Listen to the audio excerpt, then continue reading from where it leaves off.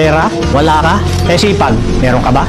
Baka wala ka rin, kaya wala kang asenso.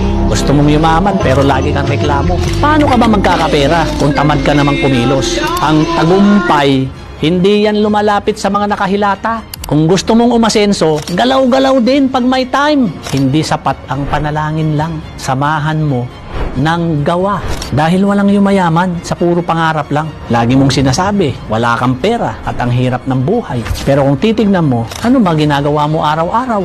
Gising sa tanghali, tapos puro cellphone lang. Wala kang ibang ginawa kundi tumambay. Paano ka aasenso? Wala ka namang ginagawa. Kahit gaano ka katalino at kagaling.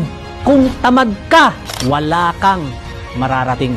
Magtrabaho ka, magsumikap ka, magtiis ka. Dahil ang mundo ng pera, sipag at tiyaga ang puhunan. Kung gusto mong umasenso, simulan mo yan sa mindset mo.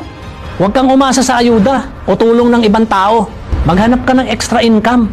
Mag-aral ka at matutong dumiskarte. Tandaan mo na walang imposible sa taong porsigido at masipag.